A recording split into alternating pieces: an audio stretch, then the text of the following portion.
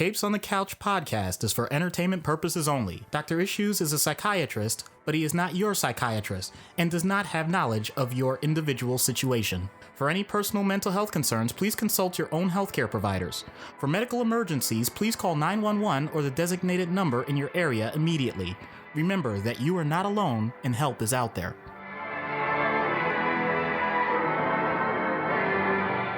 Hello and welcome to a very special podcast. I guess we're calling this Sipping Pop While Guarding Your Popcorn on the Couch. My name is Anthony Sitko, co-host of Capes on the Couch, and I am joined by quite a motley crew of podcasters, a bit of a menagerie. Why don't we, I guess, all go around and identify ourselves. We'll start, since I'm looking at popcorn psychology right now on the camera, why don't you three identify yourselves?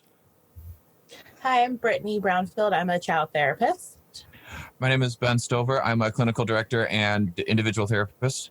My name is Hannah Espinoza, and I'm a marriage and family therapist. And we're popcorn psychology. And then next, I guess we'll switch over to Anna from Freudian Sips. Hello, I'm Anna from Freudian Sips. I am a licensed professional counselor in Illinois, and I am representing myself and my lovely mother who cannot be with us today. And then we will go over to Pop Psych 101. Hi, I'm Mike from Pop Psych 101. I am uneducated. Me too! But I'm the co-host of Pop Psych 101, and I'm bipolar, which is like what I do on the show, I guess. Does that make sense? Yeah. Okay, and then we got counts. And then we've got Project That's my Guardians. angle. Yes. Hello. We are Project Guardians, formerly. We now GuardiansMH. We are a 501c nonprofit for the mental health awareness and gaming community. My name is Alex, also known as Sentinel Dad. Professionally, I'm a malpractice investigator. I'm Dr. Goku. I'm a resident in psychology and the clinical director at GuardiansMH. Yeah, and I'm Joe, and I am the unprofessional average Joe. All right. There's more. You're not alone. No, I trained in various different crisis intervention preventions. I'm also a crisis counselor with Crisis Text Line, and continuing my own education in the mental health field. Excellent. Well, thank you all for joining this group that I sort of put out a clarion call on Twitter. I think that's how we all sort of interacted and met with each other was through Twitter.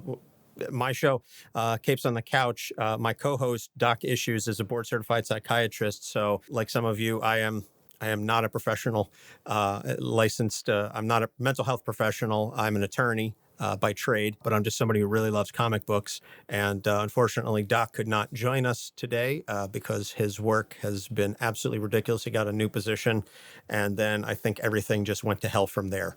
And sadly for him, good for his bank account, sad for him personally. But so we That's what also happens when you take on more responsibility. Yes. And also what happens when one of your, the doctors in your ER gets assaulted by a patient and has to leave work for a couple of days. Then you end up having to carry the load, which, unfortunately happened. So in any case, I got you all sort of together because we all play in very similar sandboxes when it comes to the topics of our shows. And I thought it might be fun to sort of discuss I guess, what brought us into the field, why we care so much about mental health, and why we all opted to create podcasts to discuss it. And then sort of discuss, I know several of us, several of the podcasts here look at the intersection of mental health and various aspects of pop culture.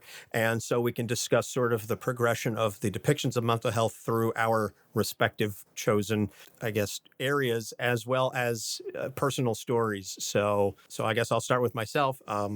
Since I'm talking and no one seems to be interrupting me. We're all listening so intently.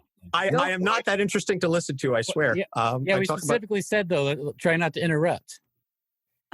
Okay, that's true. I did say that. So we're just following your rules, Anthony. I know. I'm sorry. So I also think there's a certain amount of irony in saying I'm not interesting to listen to, but you have a podcast. Own it, man. Well, isn't that what we all think? I don't think. I think think I'm fascinating. I don't know. I'm what amazing. Wow. Yeah, There you go. I think we're actually kind of awesome. So Yeah. There's Agreed.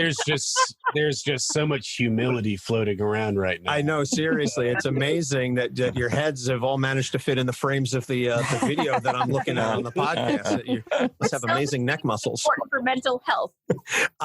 So I don't know how many humble people operate podcasts, just as a rule. There you go. Probably true.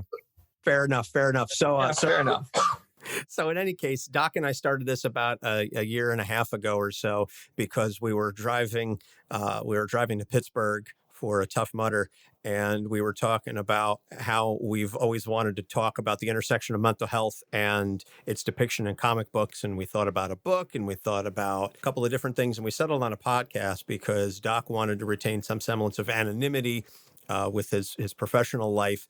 And also I have a radio background. And so we thought that would be a good marriage of the two. And it just sort of spiraled from there. And the show started as a way to show the differences between what certain characters are alleged to have in terms of their mental health. Like, oh, this character is bipolar, or this character has schizophrenia. But what would that really look like? And what it's sort of, I guess, morphed into is a more general and broad-based discussion about each of the disorders that these characters have and how you would treat them, but also discussing how they would be treated in a real-life scenario, and focusing much more on the destigmatization of mental health in terms of comic books and pop culture writ large. So that's sort of how we got started. Anybody else want to take it from there? Sure, I guess we can go. So I credit The Last Jedi really with starting our podcast. Hannah and Brittany, I would sit around and discuss how well we thought that Mark Hamill depicted someone who was traumatized in The Last Jedi. And so we thought it would be very easy to discuss how well he represented trauma and how a traumatized person might respond to the massive amounts of complex trauma he has encountered throughout his life. And then when all the fan backlash started, like, well, what do you mean? Like, he's not acting like Luke? Of course he's not acting like Luke. Look what's happened to him. And then after we discussed it in the office several times, I went home and in the shower just had an epiphany. And then the next time I saw them was like, oh my God, we have to do a podcast. Because I know they both listened to them avidly. And I was like, we have to do this. Mm-hmm. That's where it started. Yeah, I mean, specifically with that movie, I remember there was something where we all loved that Last Jedi so much because we thought it was a really intelligent, like emotionally intelligent movie. And I think we were all really caught off guard by like what Ben was saying, the response to it. And so it kind of gave us an idea that there is not necessarily a need there, but there's definitely like still a disconnect between how mental health really looks in like media. And when it's done well, like how it's still kind of misunderstood possibly by the general population. And I think the other part really was that we all worked in community mental health and really wanted to help in any way just decrease mental health stigma because of all of the interactions we had with people around that, and really wanting to help people. Again, people are so uneducated about mental health in such a specific way that it really felt like this would be such a good way to help just increase knowledge about what it would be like and also what it's like to be in therapy. Because I think that also is so stigmatized as well.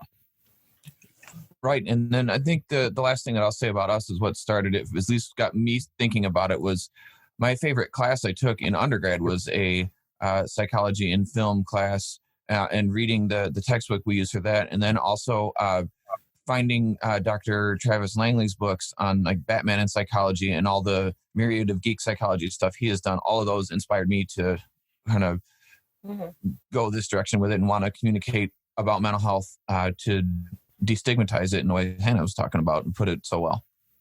Mm-hmm. And what podcast are you guys? We are Popcorn Psychology. Yeah, I just figured people would be like, "Who? I don't know who those three people are." You're probably right. Yeah, I definitely failed to mention that. I do that sometimes. You always have to plug the show. Come on. Yeah. Anna, I guess why don't you jump in then? That's good that I get to go right after Popcorn Psychology, because I'm angry at Popcorn Psychology for doing the podcast that I want to do. I love movies, and I wish I could have done a podcast about mental health in movies. So I love listening to you guys just because you talk about stuff and you talk about it so well that I can't be too mad at you, I guess.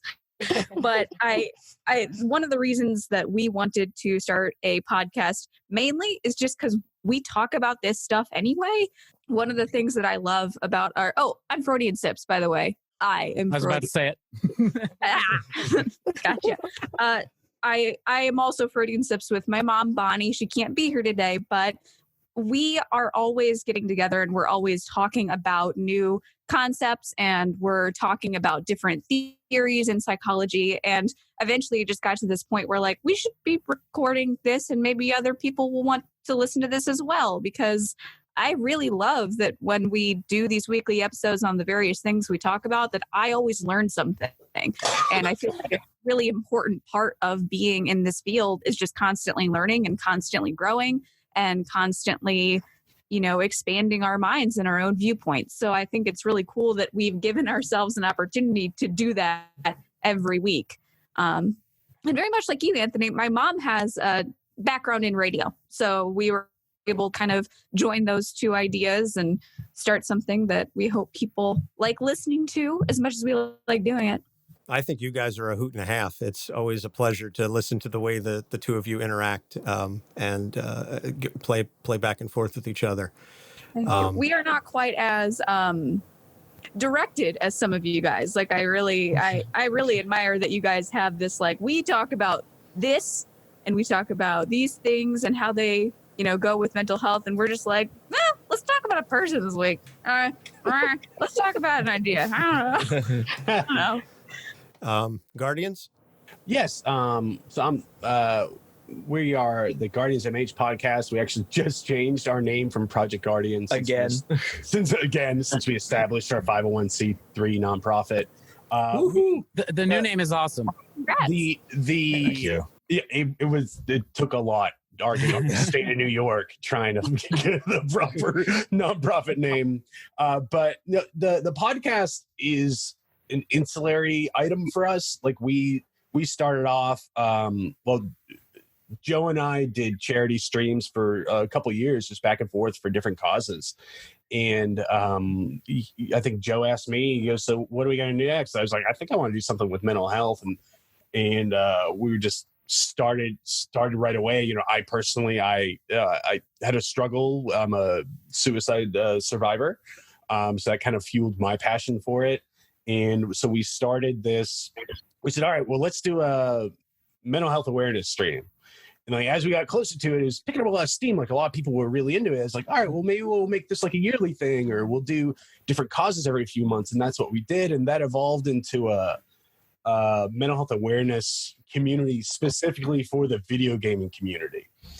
And eventually that just kind of evolved, and we said, you know what, let's go all in. And the podcast was simply just another avenue for talking about mental health, for trying to break that stigma. And, we definitely gear it towards the video gaming community, but it's for all. We do talk about pop culture on our show every episode. We also do by Dr. Goku because he's the one that can form a consistent thought one moment at a time. That's probably why he's a doctor. Just saying. I mean, he's got a lot of student debt, but whatever. So we do a character analysis. It's either a video game character or pop culture character. Like on our most recent episode, we did Ash Williams, the protagonist from the Evil Dead series. Oh, cool. Dr. Goku. Hail to the king, baby. Yeah, it's my boomstick, brother. In most of the time, Dr. Goku tries to, throw a psychological spin on it and try and more or less diagnose the character, which is a lot of our listeners really enjoy it. So again, the podcast is another avenue for getting it out there, and we just try and have fun with it. Especially for the video gaming community, which has, thankfully, in 2019 is being less stigmatized as we go on. It's a diverse set of people that are playing this, and it's not 20-year-old guys in their mom's basement anymore. And to play off that more, video games have an incredible potential to become powerful tools that can change the way people think about mental health. I mean, they can create this experience like no other. Like there's several games that have come out in recent years that depict mental health conditions and illnesses that video games have never really tapped into or were able to depict. The one that really comes to mind is Hellblade. Exactly. You need a really deep dive into that one. That one was amazing. As far as Psychosis is concerned. And then we're going to steal a few seconds and plug our friend Ken Hall. Joe, I mean, he's a Canadian, and he's forming this game that's almost like an action and a card game where you're the whole synopsis of the game is that you're a soldier and you are supposed to manage your squad's mental health. Yep. The mental health aspect of the characters plays just as much of a factor as the fighting in the game. So what's the game called? It's Destiny Sword. And that's Destiny from Sword. That sounds awesome. Yep, it's from go ahead, Alex. Yeah, it's from Two Dogs Games, and they also partnered with a veterans organization up in Canada to get real feedback on the psyche of a soldier in the midst of combat. Yeah, they partnered with Spartan Wellness, if I remember correctly. Yes. Right? Yep. Absolutely. Wow. Right. But no, so that's kind of the click or the medium that we were trying to go for. Again, it was just another medium to talk about mental health. You know, we also have like several other programs in our wheel for like peer support, real-time support. We do have some mental health professionals such as Dr. Goku in our community Discord. So people at any time 24/7 be like, hey, I'm having a problem, can I talk to someone? And we very much say, you know, we are not a substitute for professional care, but if you're in crisis and you want to talk to either a mental health professional or a trained crisis intervention specialist such as Joe and myself, you can do that. That's super cool. But that's such a resource, because I think a lot of people don't seek mental health because they don't know where to start. They don't know how. Right, and especially for the community we try and touch the most, like video gamers. There are, touching back on that stigma, there are a lot of video gamers who are, I think recluse is too harsh of a word, but people that are less socially Introverts. Introverts are less socially active. I know, like down here where I'm in Atlanta, like I have very few local friends. Most of my friends I know online, you know, like Joe, Dr. Goku, some of my other gaming friends. So having that medium to talk to someone when you might not have a confidant in your local area was very important to us. Yeah. Have you guys heard of the game That Dragon Cancer? No. So, and not to side rail this too much, I just thought the video game thing was so interesting with the mental health aspect. There is a father, he was a video game designer or coder, and he lost his young son, like 3 or 4 years old, to cancer. Yes, I know this game. Yep. Yeah, and it's obviously, I can't even imagine, you know, just so hard. He won one of the awards at the Video Game Awards recently. Yeah, this game is like he wanted to document what grief is like, and you play this game where it's more like a story game, but I guess you go through and kind of follow what happens like in the hospital and at home with his child. And it's kind of like a select this game, you know, point click game. But as the game goes on, you lose less control of what you're doing. And because the cancer won, you know, it's obviously at the end, like there's a lot of lessons to be learned about like how to deal with, you know, something you can't control or not. So I just thought that was interesting. Absolutely. No, it's very.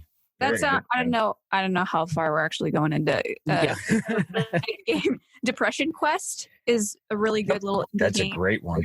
Yeah, it really gets you in the mind. I think it's especially important for people who don't have depression to play, because it really helps you understand what it's like to have depression, and that like out of control feeling is very, it kind of builds as the game goes on. If you don't like get help for this depression, then you just have less options. It's a really powerful, like really getting inside the viewpoint of someone who has depression. Yeah, I think another one that plays alongside that Depression Quest is actually Night in the Woods, which really depicts depression and anxiety as well, with somebody, that moves away from home and then ends up moving back home and then having that, isolation, and then the depression really hits them. It's a really interesting game and really touching. Actually, the creators of it, I can't think of the studio off the top of my head, but Adam and his wife, I'd met them at PAX, and they developed the game, and he actually suffers from depression and anxiety. So that's another one to look into. It's a really great game. But I'm gonna have to get you guys to send me a list of these. Yeah, no joke. We'll put them in the show notes. But in a nutshell, that's kind of where our podcast birthed from. I think not only that was a great story, but also a lot of good tips and potential following games for some of the listeners of this podcast. So even if you're not super into gaming, I'm sure there's a video game out there in that lengthy list that might interest you. So, Mike, I think you're the only one who didn't get a chance to go on sort of where Pop Psych 101 came from. Sure. So yeah, Mike, co-host of Pop Psych 101. We're a lot like Popcorn Psychology. I call them a sister podcast. There's a few of us that are really similar with concept, but I think we all execute it like dramatically differently. And it's just cool because there's just so much information, and it's easy to get into with the movies and stuff, but we do mental health in movies, books, television, and we do news and stuff as well. But like I said up top, like kind of my angle on it is that I do have bipolar disorder, and I host my podcast with a therapist who lives in New Jersey, and we met like randomly online. I'm like an audio guy, just like an audio file, and his show was out there, and I ended up hearing it, and I kind of got the sense that he needed help with his sound, and he had another podcast he was doing, and I just offered my assistance, like editing his podcast for free, as a kind of like pay it forward to mental health, because he was doing good work for free, and I just thought he needed to be heard, and we sort of formed a friendship that way. And then he wanted to expand that show, and he ended up deciding that he made a list of things and was like, put it out on a poll on a Facebook group, like a podcaster support group, and it had like a whole bunch of ideas for segments for a show he wanted to do on that current show, and one of them was the movies, books, and TV like sort of angle. And I was like one of the only ones that was like, yes, do that. And eventually he just like emailed me and was like, do you want to like make a different show and just do that? And I was like, yeah, that would be amazing. And for me, like getting into it is like, I'm obsessed with creating. I can't stop. I've been, in bands since I was like 13, and I used to be a pitch writer. I was on an agency. We like wrote pitches for sitcoms for a while. We got fired and nothing. Yeah, it was terrible. It was, no one ever picked anything up there, but yeah, I've done just so much different kind of things. And this is just like the next avenue for me to do something creative. So I always do kind of like to say that when I joined Pop Psych 101, I started it very selfishly. It was just another avenue to create. And whereas I was like doing the helping him out because I wanted him to be heard with the audio for like free, doing Pop Psych I wasn't thinking like, oh, I could help people by making this show. I just kind of thought, I'm going to do this fun thing for me. But then we released our third episode. We did, is what we do is we find something in the media and we cover a very specific thing. For example, we did bipolar disorder in Silver Linings Playbook. So we talked about their depiction of bipolar disorder. and whether or not it was accurate. And that's kind of our angle. Like things are portrayed this way. Is it accurate or not? And if it's not, what does it actually look like? So we talked about that movie, and Ryan was just enthused that he thought it was like such a great portrayal. Well, I have bipolar disorder, and I didn't think it was the best portrayal. It is up until a point in Silver Linings Playbook, but if you really pay attention in the third act, his mental illness just disappears, and they don't ever talk about it again. It's like he's cured because he found Jennifer Lawrence. Because of the power of love. Yeah. Yeah, the power of love. And which is a trope you see over and over. Like Betty and June's a good example of that. Yeah.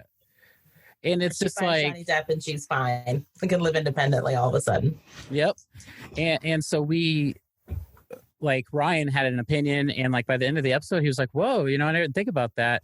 But what ended up happening was we had to record the episode twice because, and I hate this word, but I kept getting triggered.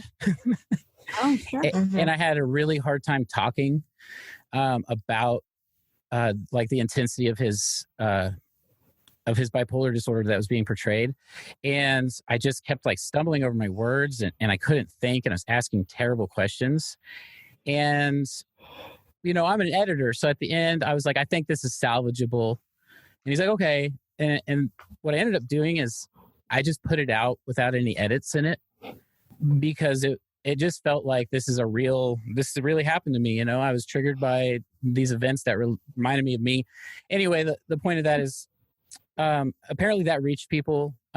We just we kind of just rocketed after that. And we got a lot of response to it. But what we got was letters. We got a few letters from people about how much it helped them, and to see like somebody, and just kind of vicariously feel the same thing. And then my selfish need to make something just totally like 180'd on me. And I realized, oh, wow, there's this whole other thing. And so like my goal just shifted. And ever since then, it's just been kind of like trying to help people. So we have like a Facebook group where people can come and just talk about their problems if they want to, or goof around or whatever. And it's called Pop Psych 101 Mental Health Chat, but it's like way less about our podcast than it is about just what's going on. But other than that, yeah, we just fool around every week and have fun. That's awesome. I think we can all agree. I think we can all agree that like using the podcast as a medium, that like even if we just reach one person to at least consider and think about their mental health, it's worth it. Yeah, totally. Absolutely. And using pop culture or movies, video games, comics to show mental health as a relatable topic can really destigmatize things. And I use popular culture in my own private practice almost on the daily to either get a link with a client or work on a specific diagnosis or on homework for them to work on to help them heal through some of the difficulties that they may have. Well, I actually have a question. I do the same thing. Because it's all around us. It's something that we can all kind of baseline understand. Yeah, I was just going to ask, like, all of the professionals here that use that, like, because you guys are dealing with strangers, basically, especially in the beginning.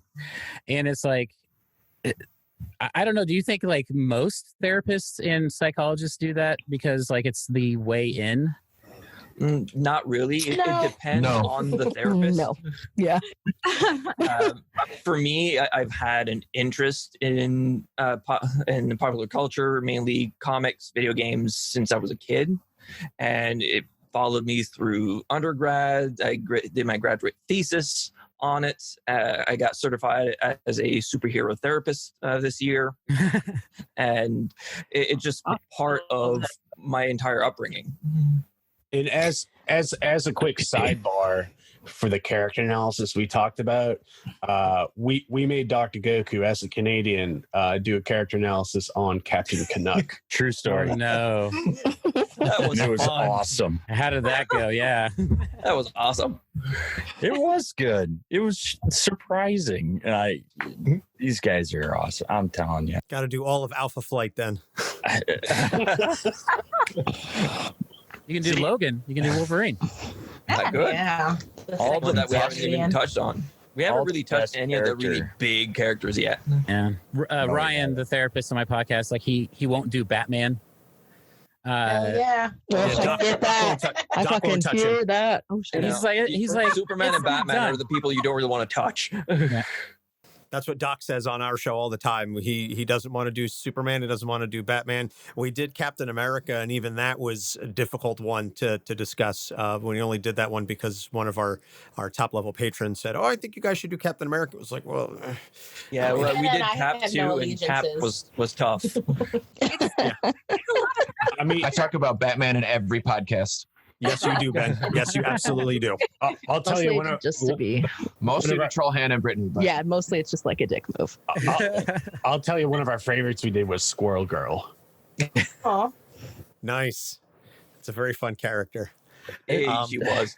So we've heard a lot of personal stories so far, at least, and getting back to some of the things that were being said earlier. That I forget who it was that said it. That if we can touch one person with the podcast, it's all worth it. And to sort of piggyback on what I think it was Mike that was saying, like, it got away from us. Like it no longer became about what we wanted to talk about, and then it became, okay, how can we really help people? How can we make this bigger than ourselves? How can we make this really impact the larger community and have something positive to say? And the great thing, and I'll sort of use this to segue into the next topic I wanted to discuss, is we've started talking to writers and we started interviewing them on our show.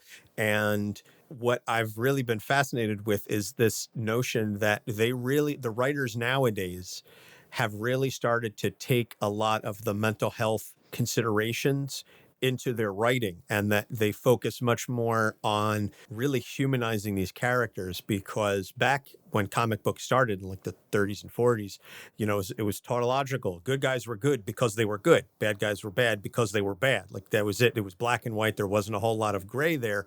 And then over time, really starting with the 60s, you started to see this little bit more of humanization and characterization creep in. And nowadays, we interviewed Jeremy Whitley, and he wrote all about the Unstoppable Wasp and Nadia Van Dyne, and how in the book she goes to therapy.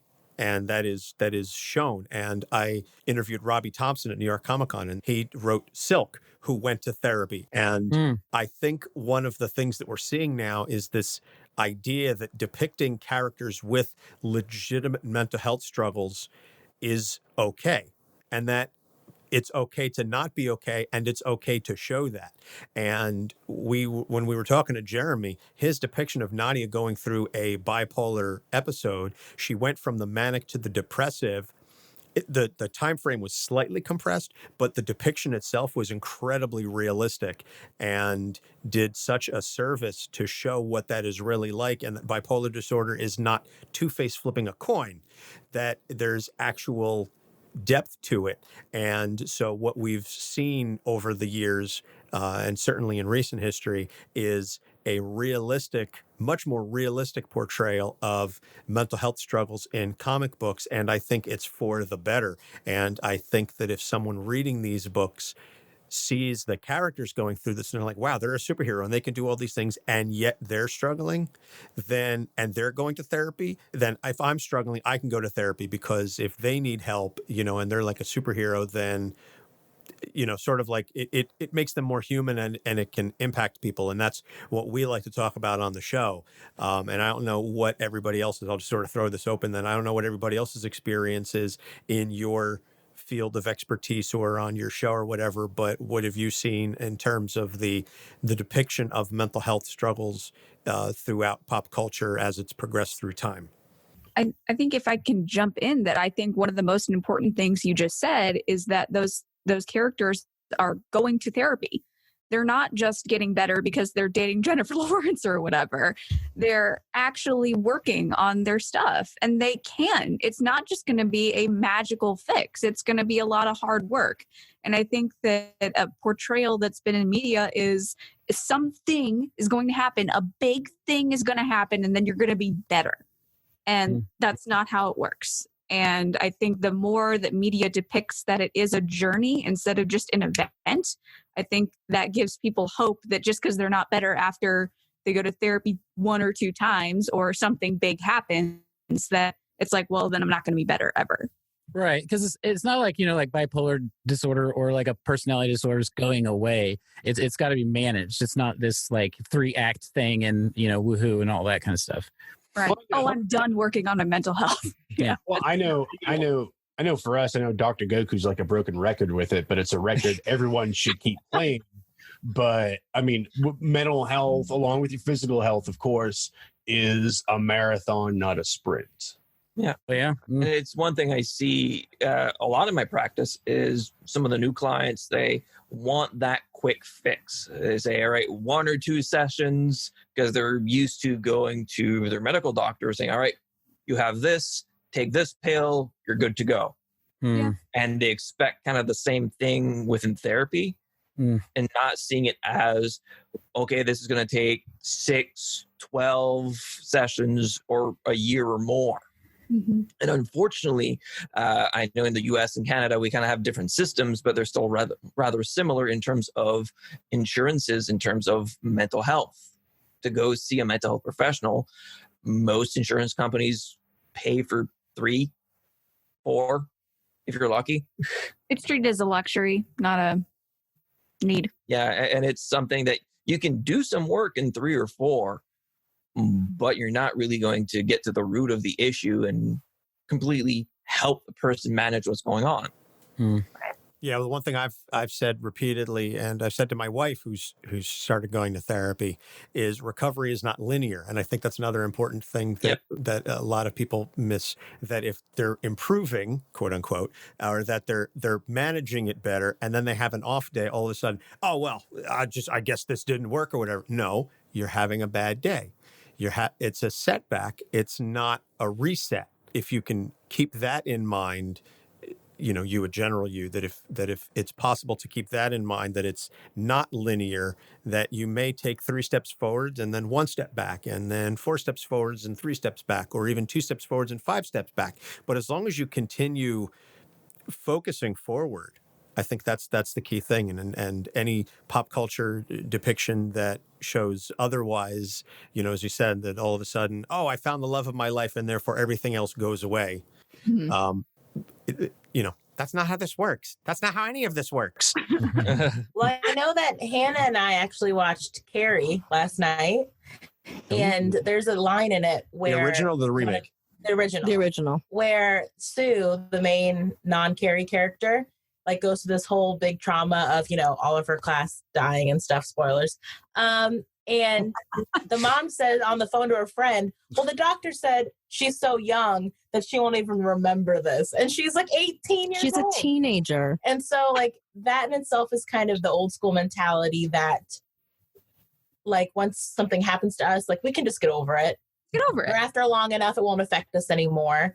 Mm-hmm. And I think that's something that always bothered me about older movies, that I think now a lot of movies have gotten savvy to. And I don't know also if it's because we now are in a time of these big cinematic universes where there are movies over years and years and years, where we're able to see how these characters are further affected by all the things that happened in earlier movies.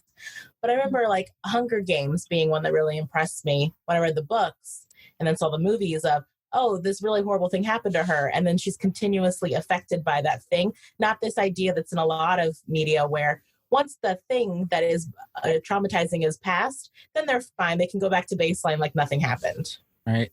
That series even ends kind of like that, where it's just and she's still affected. It's not she's doing her best. Ending. Yeah. And Peeta's still affected. Yeah. Mm-hmm.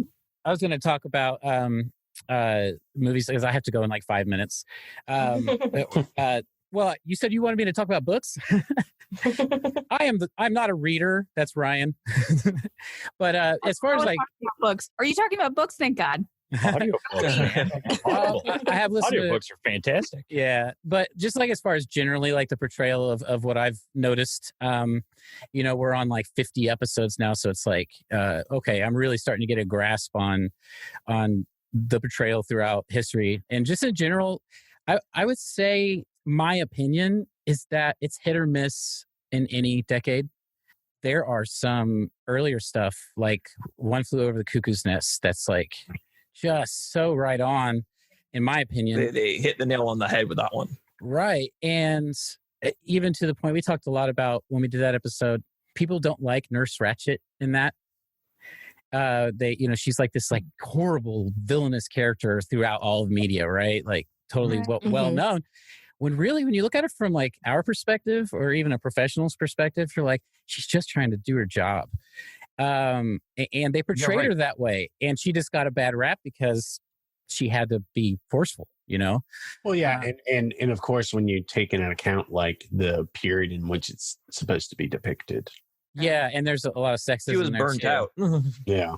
I feel like for 80% of that movie, she's handling herself like a professional would. And when you watch that movie when you're younger, you identify with McMurphy and go like, oh, the system is screwing him. But then as you get older and more of a professional, you're like, no, McMurphy has antisocial personality disorder and is continuously demonstrating deviant behavior. Oh, he's the worst, you know, entertaining, but he's the problem in that area, you know. But just there's stuff that's so good in different decades, and then there's stuff that's just so wildly off that. But that's the important thing that we have to look at with media and the depiction of mental health is who is the viewpoint character? Who are we supposed to be identifying with right now? Who is the one telling the story? Where do all these factors come into play? How it's being framed? I mean, if we're supposed to identify with the person experiencing the mental health problems, then is it being depicted in a way that is both relatable but understanding and gentle but also as harsh as it needs to be? I mean, there's a really difficult balance to walk. I agree. And I think something that I want to touch on with mental health in media is something we touch on our show a lot because it makes all three of us bananas, is that you either see someone in therapy and then everything's okay after a few sessions, or they talk to a therapist once and like, oh, I'm okay now. And it's like, hold on, the epiphany in one session. Therapy and mental health meds aren't like taking a dose of antibiotic. You can't take a course of meds for a little while and then be healed and be better. Or then the therapist is going to say something so mind-blowing in that session. It's going to get to like the very core of your being and like alter your whole brain chemistry.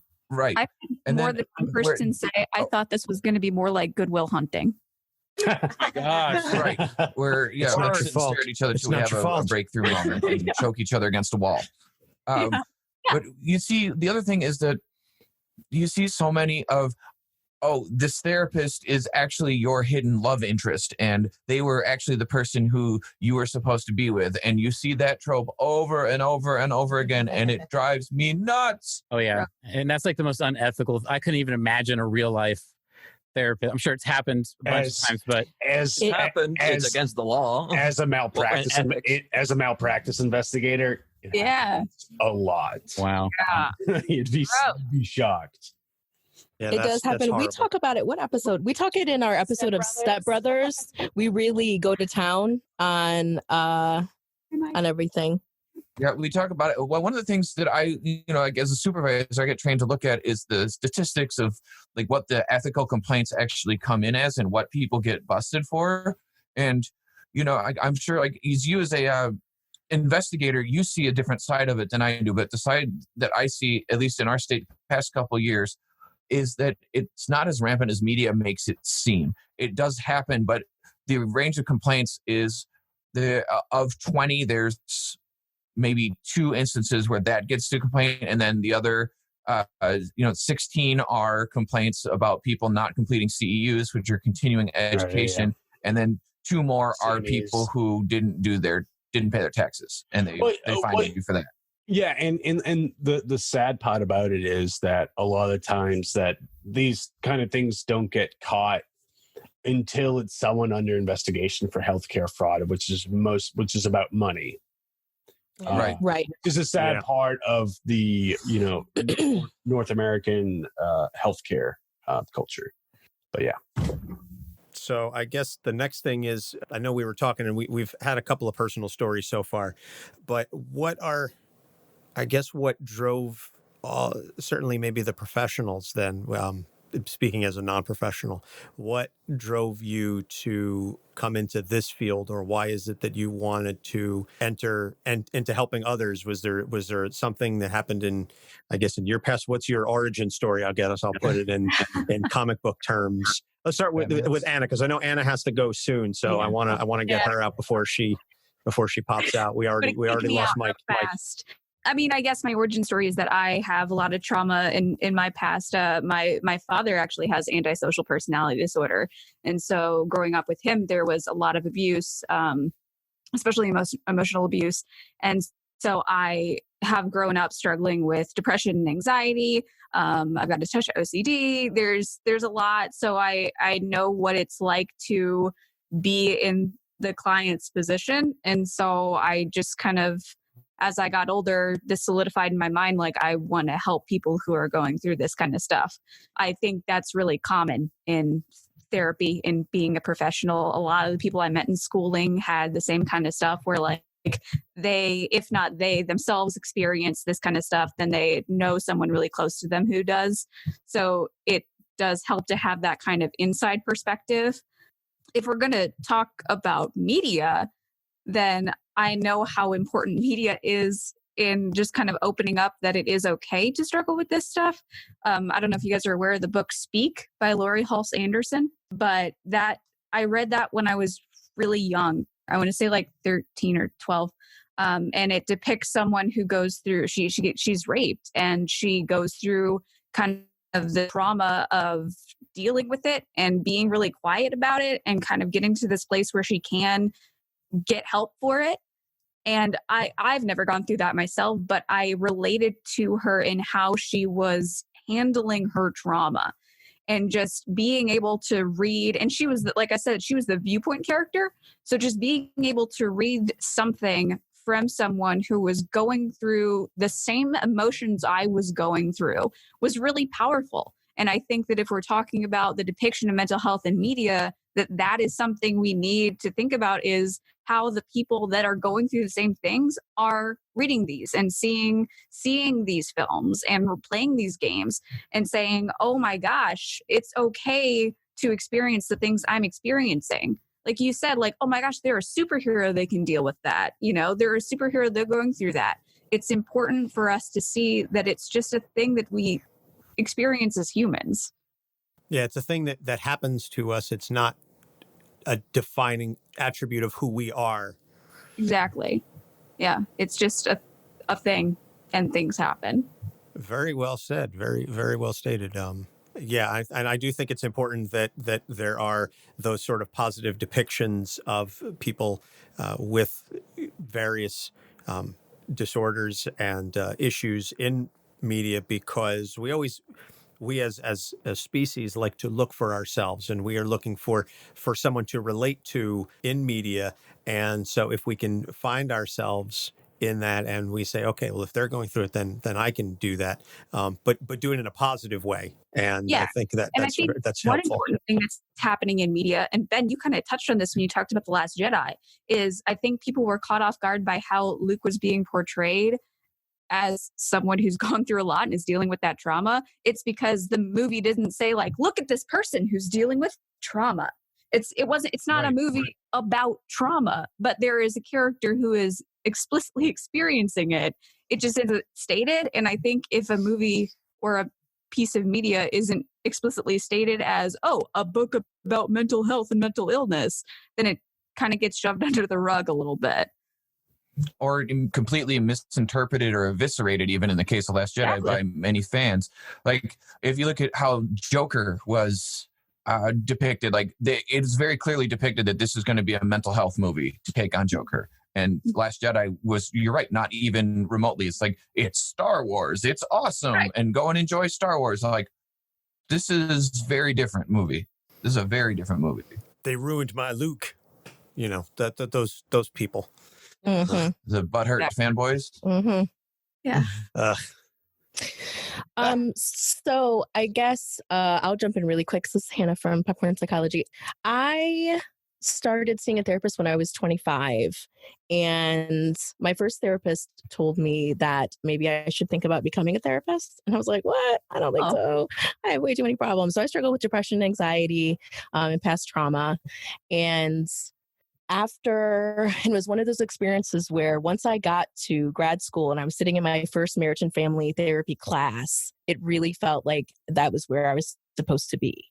And since then, I've been able to complete everything. But really, I think being on the other side, having been a client, I think sometimes really is helpful when it comes to having a good idea of what it could be like for a client coming in. Like at the end of all my intake sessions, I pretty much say, thank you so much for coming in. I know it's really hard to tell somebody all of your stuff, and I really appreciate that you're able to be as open as you were, just because I think it's something that could be really stressful. So, and I think, what I really like about doing our podcast is that we really get a chance to kind of lay it out for everybody and to kind of point out like, no, this is not how things work. This is not what this would actually be like. And I think the other thing that I think is a little bit different about ours is that we have 3 different mental health professionals. So I think it's also really helpful to show people that all 3 of us look at things in a different way, which I think again talks to how important it is to have a really good fit for your therapist. I think that's something else that people don't realize, that, it's so hard to make that phone call and make that first appointment. And then you go and you're kind of like, I don't know if I really like them, but then feel either A, like then I'm not going to go anymore because I don't like them, or B, that they can't do anything about it. Right. Not one size fits all. Exactly. And in speaking like professionally for what I do for a living, like all these people are licensed. It's definitely here in the United States. Like depending on what state or territory you live in, you can research all of these people online. The federal, state, and municipal governments are mandated by law to produce data pertaining to the professionals past, like where they graduated from their independent schools, what kind of certifications they have, if they are someone who can prescribe medication. By law they have to list like what kind of stuff they're billing to Medicare and Medicaid. So you can do your research and you can kind of pick up on red flags if you think someone might not be a good fit. So I highly suggest anyone to do their research before picking a provider. Yeah, and I also if I've had several people who have found me on like Psychology Today, which is one of the places that people find us, and they'll send me an email and say, hey, can I just talk to you? And I'm like, absolutely. Like, I will absolutely talk to you and answer questions just so that for, not for like an hour, but so to give you a sense of what I'm like. Like, yes, it says it on my profile, but sometimes we just have to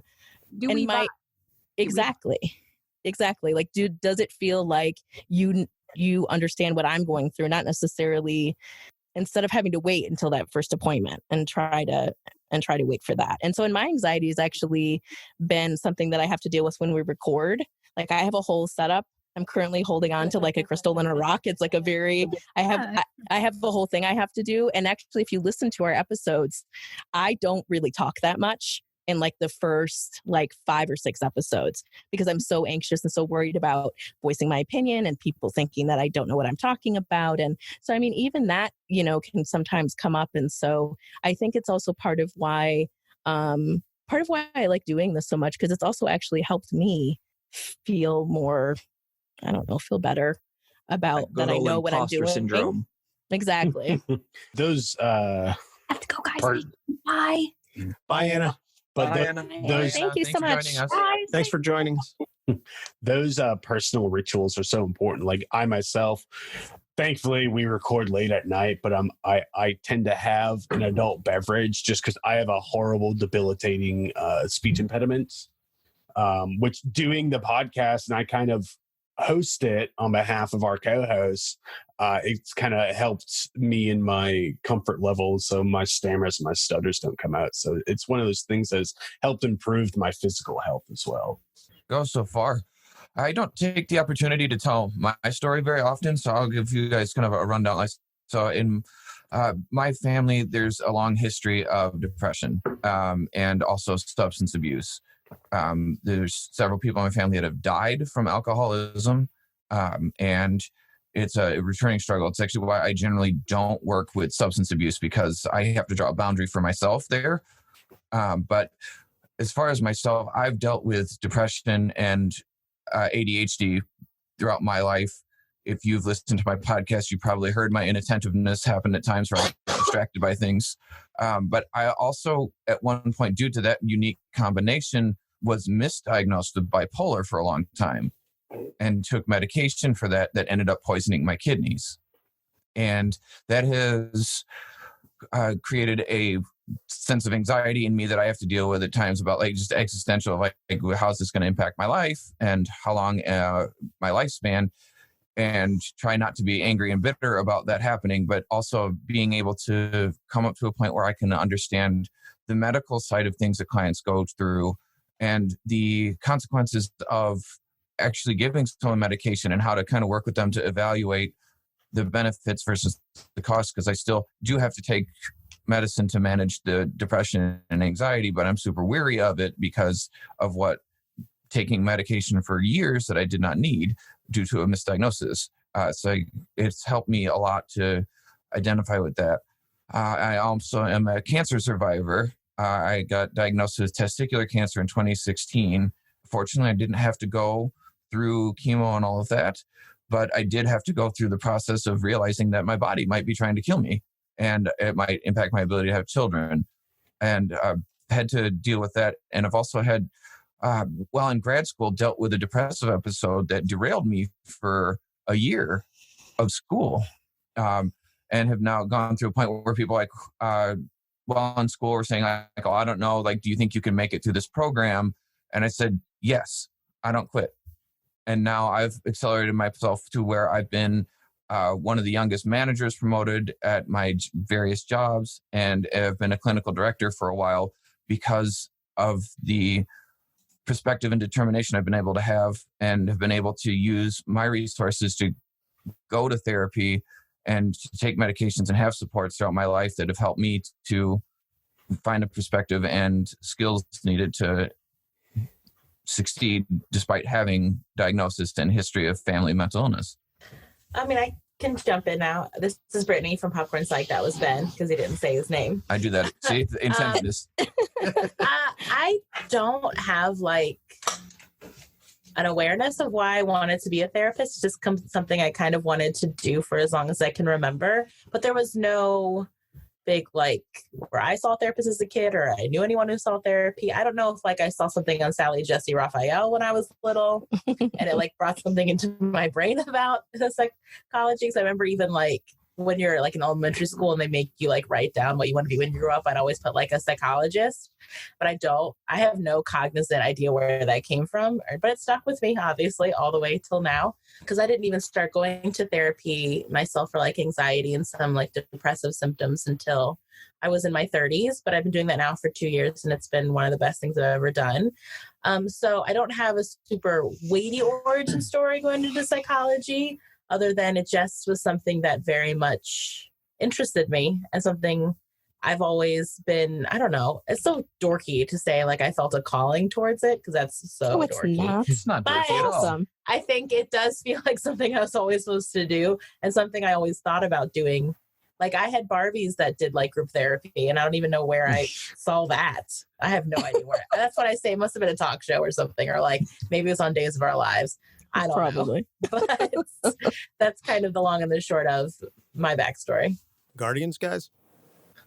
Well, I guess I can jump in. I haven't told my story too much, but when I was a kid, me and my family were involved in a rather big car accident that led me to suffer from trauma, anxiety, and go see a child psychologist when I was a kid. That really helped me.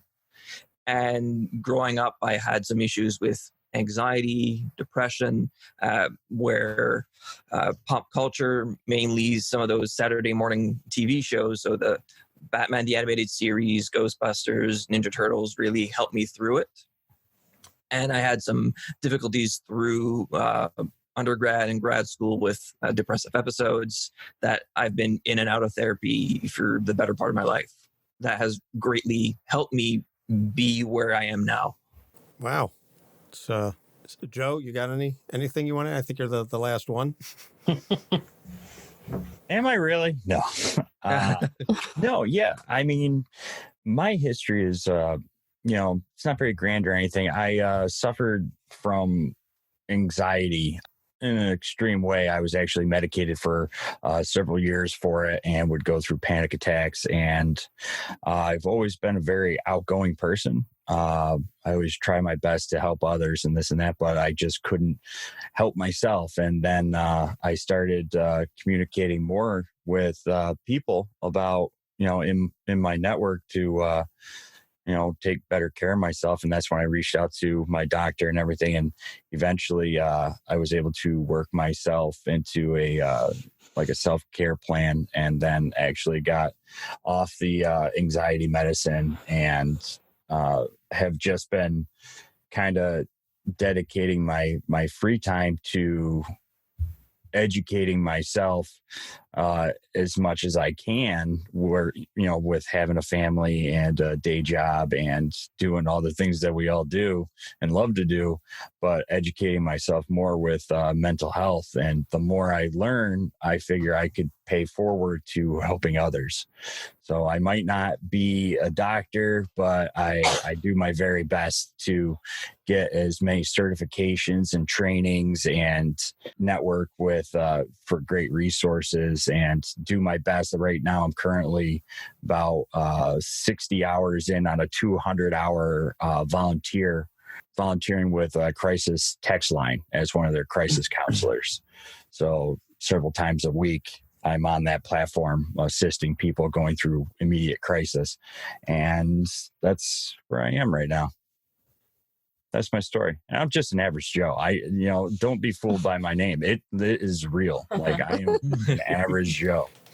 Joe, you're going through training to be a crisis counselor. Trust me, there's nothing average about that. That is incredibly honorable and one of the most commendable things that you can do, because you are, literally putting yourself on the front lines there in dealing with folks that are in crisis. And I have a friend who does crisis hotline for sex abuse and things of that nature, and the stuff that she has to hear. And she is herself a recovering, someone who's gone through a great amount of trauma in her past.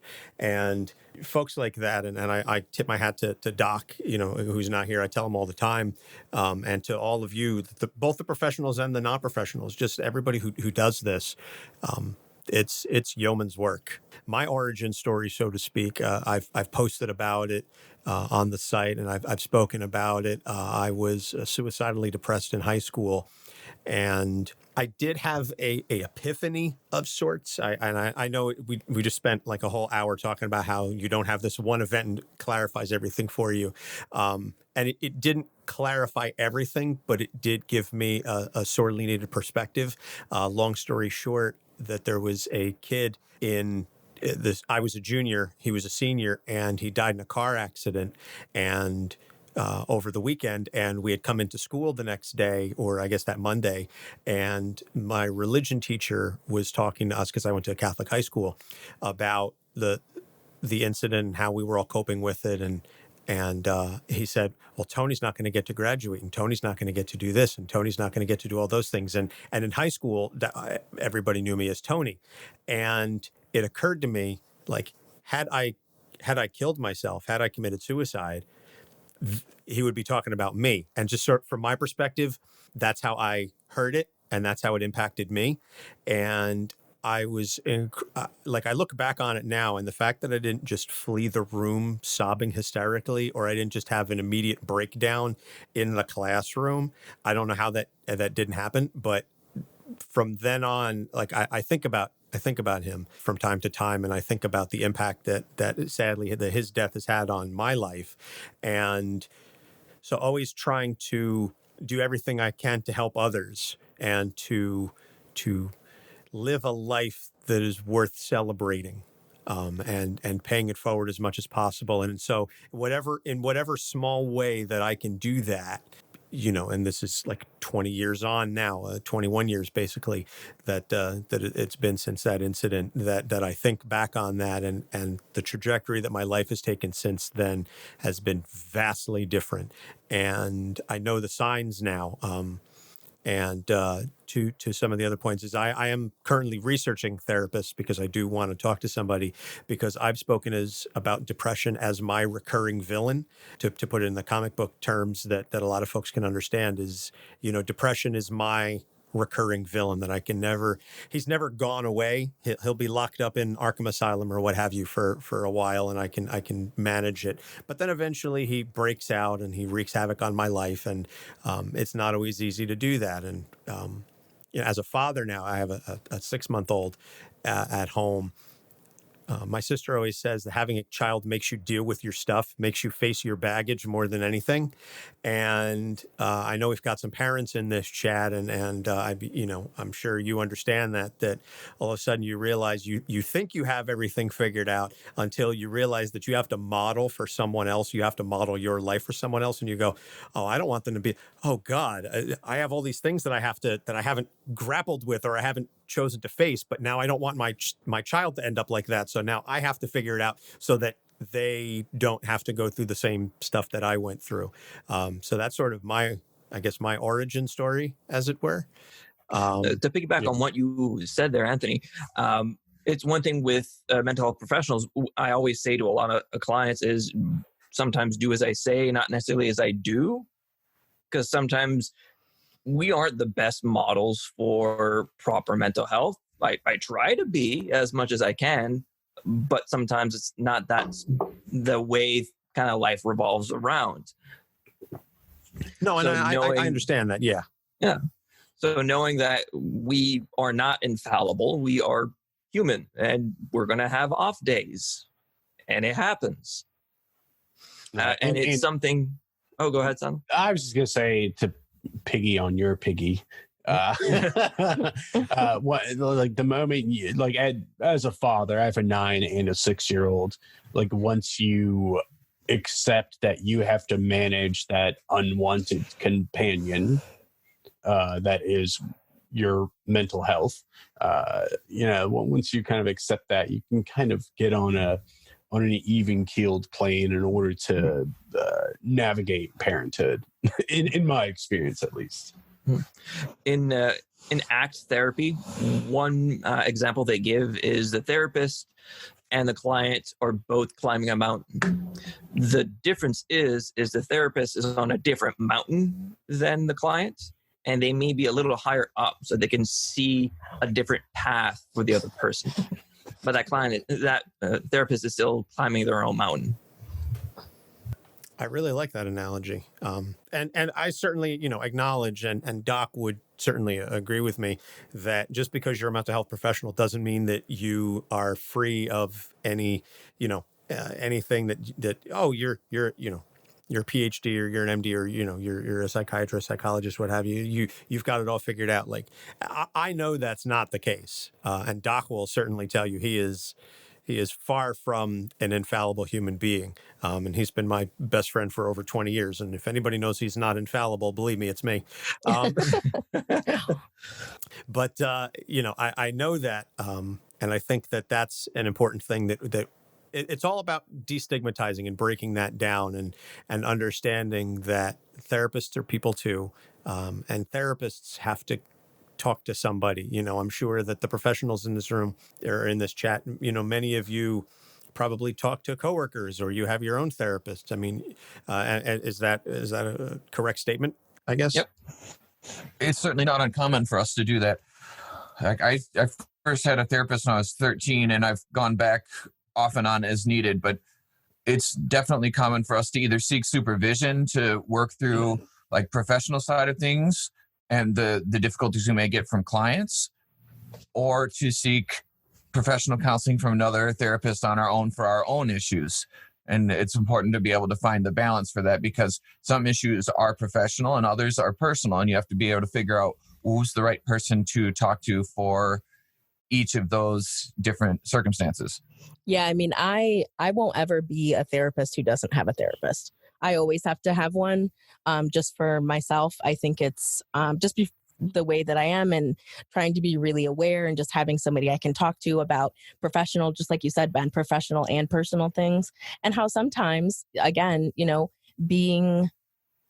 having somebody come in who, like, I want to help because I wanted to be able to help my sister or something like that, and being able to go to a professional that I already have a relationship with and say, man, I'm really struggling with, like, trying to have my own boundaries around what I should be doing as a professional and what I want to do personally, because I want to try to solve this feeling that I have, that I've carried for such a long time. So I've been in therapy for about 10 years now, and have an established therapist here in Chicago that I will probably see forever for that reason. All right. I guess, I know we talked about the depiction, and sort of planning this, we talked about the depictions of mental health. We wanted to touch on some personal stories, and I think we've done an excellent job of that. Is there anything else, I think, for our listeners? We've sort of been navel gazing a little bit.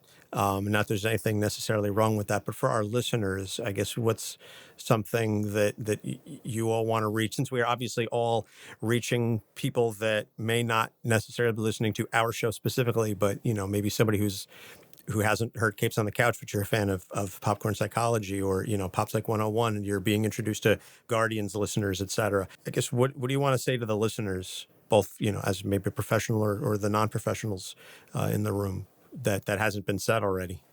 I would say that if you're struggling with your mental health and how to orient it, and talk to someone, almost anyone, even if you don't want to talk to someone, find a stranger. If you don't want to talk on the phone or in person, text 741-741, the crisis text line. Just start conversing and make that leap forward if you want to address your mental health. Know that it's okay to not be okay. It's something that I say almost every day. And I would say, because we kind of what Anna was saying earlier, a lot of the movies we talk about on Popcorn Psychology aren't quote unquote mental health movies. Like, we purposely pick movies that are more like blockbuster mainstream movies that maybe no one would ever think of in terms of mental health, to kind of convey the message that mental health is everywhere, even when you're not looking. And so to help, like I said, anyone who's listening, that it's not as isolating as you think, and it's not as weird as you think. Like, mental health isn't everywhere, it's in all things. And as long as we start really seeing it, then it's less of, that person down the street who goes to a therapist, or that one cousin who goes to a therapist. Like, mental health is everywhere. Yeah, one of the things we always like to say is, I don't know if you guys saw, I jumped back on. Welcome back. Thank you. Is mental health is health. Brian always likes to say, like, he wants it to get to a point where it's like, okay, the same thing as I have a broken ankle or some sort of ailment. Like, it's treated the same way. It's so common to have issues with your mental health. I mean, it's super hard being a human, being like conscious, like, not to get too like philosophical, but just being so aware as we are, it's just tough. So it's really common to have problems with your mental health. But mental health is even just being healthy. It's something to take care of. So yeah. I'll piggyback here too. Is that I think the thing that I want to communicate most is that, like everyone's saying, is don't suffer in silence. If something is going on, there are people out there who can help. And it's, if it's too hard to talk to people that or to feel like you're vulnerable or to reveal anything, it's okay to take your time and research therapists. There's lots of us out there. There's lots of different perspectives. There's lots of modalities. There's lots of ways that people can help you and can be there for you so that you don't have to be alone. It's not weakness, it's strength. To seek help is not weakness at all. And it doesn't mean that something is permanently wrong with you or that something is broken inside of you. It might mean that you need some support getting through something. It may mean you have something that's going to be something that needs to be worked on and managed forever. It may mean that, but what is better to do is to be managing it as opposed to pretending it's not there. Because if you pretend it's not there, the things that are going wrong will keep going on, whether you acknowledge them or not. And to have the opportunity to do things a little bit better, and to have someone guide you through that and help you through that can really make a big difference in your life. Another thing is like specifically because we all do a lot of pop culture stuff and we focus on accuracy, like I said before, but because it's so prevalent, we hear mental health a lot more these days, mental health awareness. But if you see like a specific portrayal, like I always tell people I know now to just be a little skeptical of a like fantastical portrayal of mental health, like dissociative identity disorder. It's always like this awesome plot thing for movies and stuff, but like if you see mental health and it's like so super scary, like it might not be exactly the way the movie's showing you. So if you're questioning it, like just look it up on Google and see if it's even similar at all. The one thing I'll jump in here and say is I saw something recently on Facebook that I had to laugh, and we're talking about the destigmatization. Is it said like boomers like whispering, oh that I think our neighbor, she went to ... therapy. Yeah. And then millennials in all caps, OMG, y'all, guess what my therapist just told me? Like, and I had to laugh because I think it's so true though, that there is this discussion that at least, as a millennial, an elder millennial, as Eliza Schlesinger would say, but I still technically am a millennial. 82, damn it. Same. There is this. I'm so glad you admit that. that there is this much more openness about it, and I think generationally that the millennial generation and Gen Z or whatever the kids are calling themselves these days, that they are not going to have those same hangups about stuff. And then maybe, just maybe, by the time my son has children, should I be blessed to see that day, that I'm not going to go so far as to say that it'll be fine and there will be no problems, but I think it's going to be a lot less stigmatized. And I'm hoping that this trend continues, that it won't be spoken about in hushed tones, or that, they're talking to someone. Those waspy, type folks that are, always interested in other people's business. Like, yeah, they're getting help. What are you doing about it? They're getting help. You're judging them. Who's the dick here? So I think that our generation is a lot more open and freeing about that, and I hope that it continues. Again, not that it's without problems, but that we are moving towards that state that hopefully one day we will see that it is, I had to go to the therapist is as common as, I had a sniffle, so I went to the doctor to go see it. And ideally, it'll be integrated more into everything, like school, and your overall, like getting a wellness check will also include psychology. Like that's my hope, is that it just becomes just way more integrated into everything, and less of a very specific odd thing you do that you have to make the very pointed choice to do. Yeah, I was just going to chime in real fast that I'm in New Jersey. One of my state legislators, who I've actually known for a long time, is a good friend of mine. He said he introduced a bill to allow students in, I think it's maybe just high school, or maybe high school and grammar school, to take mental health days. Like it's going to be actually allotted, that in addition to your sick days, that you get mental health days. And I think he allotted 3 or 4. Obviously, you can't take every day as a mental health day, but it's something that it is. Absolutely. That is an acknowledgement that there is something that needs to be done about it, and we have to give these kids the ability to say, you know what, I'm burnt out. I just need a day where just whatever, and no questions, no judgment. Just take the day. I'm 37. I take mental health days from work, so you do need them, and it does happen. It does happen. It happens for all of us. And I think one of the things I wanted to comment on, since we're here in Chicago, is that our teachers union is currently striking right now. And one of the things that they're putting on the table, they've been offered like a 16% raise, and they're even refusing that, because one of the things that they're saying is we need nurses, we need social workers, and counselors and librarians in our schools, because the schools are often splitting mental health staff between schools, and that's outrageous when you have as many kids in the school. And I'm really happy to see that and fully support them. No, and that's the most important, like, when you're young. That's the onset of so many things, particularly in high school. Yeah. But I think also it's just the messaging of, are we prioritizing mental health at that age? Like, if it's not even in your school, then you're already starting the messaging of mental health is not important. Absolutely. Or it's not something we prioritize. We don't talk about that here. Yeah, we don't talk about that here. This isn't where you come to talk about that. Uh-oh. It should be a class. You know what I mean? I think I literally just posted. My headphones just died. Just posted on Twitter a couple days ago how some legislator somewhere said some shit about how they need to worry about peer. Oh, I forgot. We're swearing. I'm sorry. My brain totally went out the window. I'm sorry. I did make it this far. Anyway, it was about, they were talking about peer pressure. And I went on and said, no, you know what? Peer pressure has been a thing forever.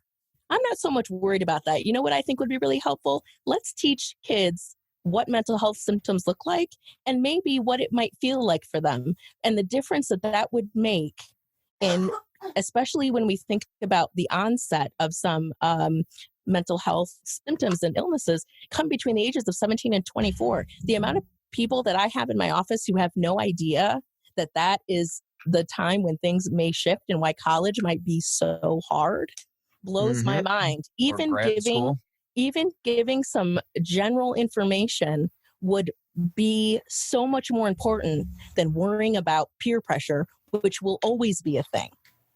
I couldn't even imagine, like when my stuff started, it was like around 19. And I started with some of the more manic symptoms. I also started having like really bad panic attacks. Like I went to the hospital all the time. Yeah. If I had just had any information back then about the fact that the panic attack is, it sucks, it's scary, but like, it's like, it wasn't going to kill me. Like I could have saved a lot of money. I could have probably been a lot more comfortable. I probably would have got over like that phase, all the panic attacks quicker. Like I had no information back then. Yeah. And I think that is what continues to be heartbreaking, that not only are they not teaching sexual health at all, which is bananas, we're also not talking about mental health at all. And there's just so many things that would shift and so much. And I think it would impact stigma. Absolutely. I think it might even be one of the things that would completely wipe it off, because then it would be completely normal to learn about mental health in school, kind of what you said, Ben. Like if we make it a part of everyday life, like it should be, because it is already freaking happening, then it would, I don't think stigma would be a thing anymore. Not to get out on a soapbox too much, but one of the things I feel plays a big part into that is how spread thin mental health professionals are. Absolutely. In terms of there's not enough to go around, and the ones that are practicing are just overloaded in terms of how many clients and the workload that they do have, that they don't have enough time to do a lot of that education or able to spread the message about mental health and symptoms and what's going on. I will Doc would agree with you, but he's not here because he got stuck at work because he's short-staffed. So, case in point.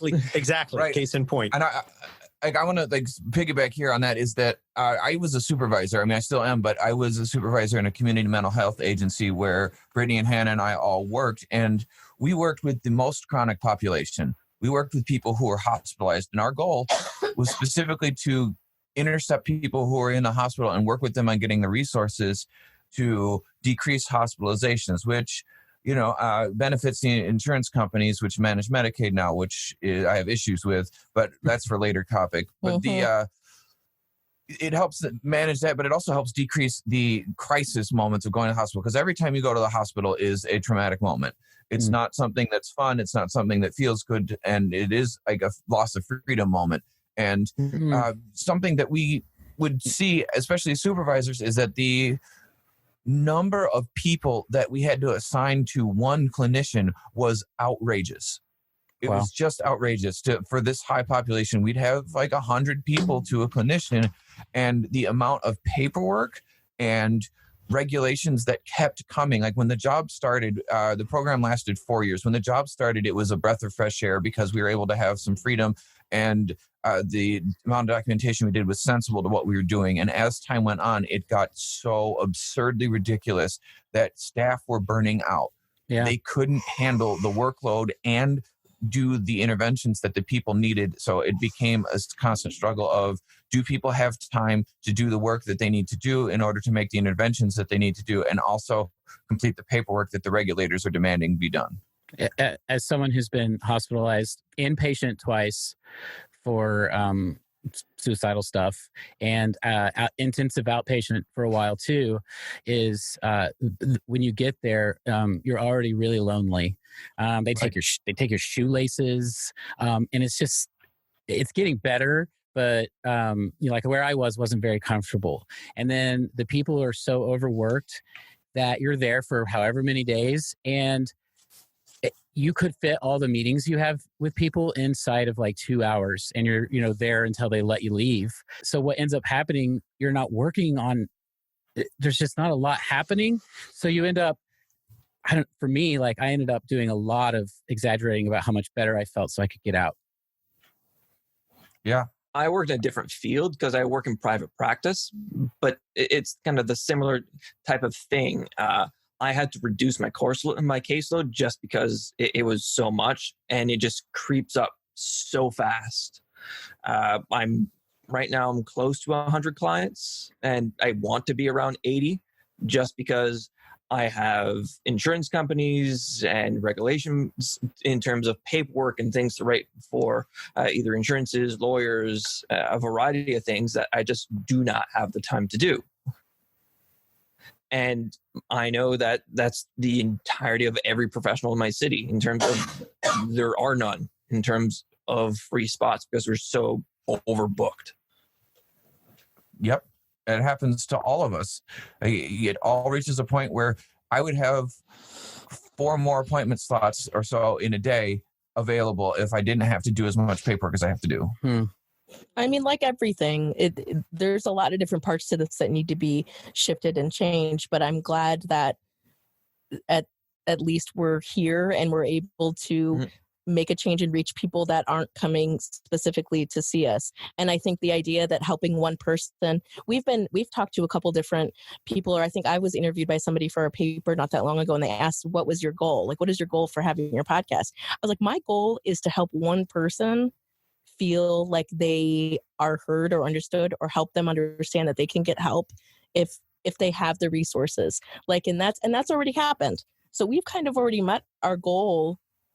And so just continuing this and being able to, do something like this where we can all talk about it together and kind of show people, look, there's all different parts to this, but we're all here to help. And we know that the resources aren't where they need to be. And hopefully by doing something like this and reaching out to different kinds of professionals, that we can find a way to make a shift in policy to make these things easier. Your mouth to God's ears. Hannah, did I see you kind of like squirm when they were talking about millennials in 82? Yes. Okay. So I'm 83 and I feel like I'm in the same boat as you. So I wanted to give a quick thing. I read an article. This is like 2 days ago. Some study or something came out, and some professional somewhere is now naming like between 77 and 83 is no longer a millennial. We are now called Zennials because we're exactly like a Gen X mixed with millennials. That makes me feel much better. Much better. Got a subcategory. I think it goes to 85 or 87. Oh, does it? Okay. The people who grew up with, the computer age and tapes and know what floppy disks are. Yeah. Yeah, that sounds right. And VHS. But then also like ushered in social media and stuff. Yeah. Right. Had AOL. And went through the evolution from AOL to Facebook. You're still a millennial. I didn't have an AOL, Ben, so shut up. I did have AOL.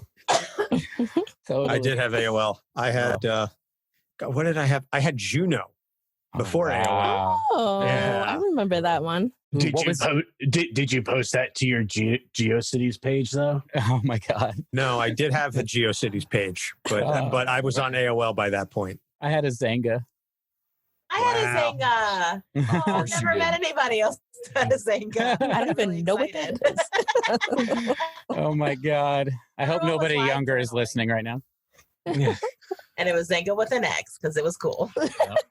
I played Doom on floppy disks. Oh my God. Same. Oh, I played yes. Wolfenstein on floppy disks. Oh, Yes, that's sir. the Me best too. game.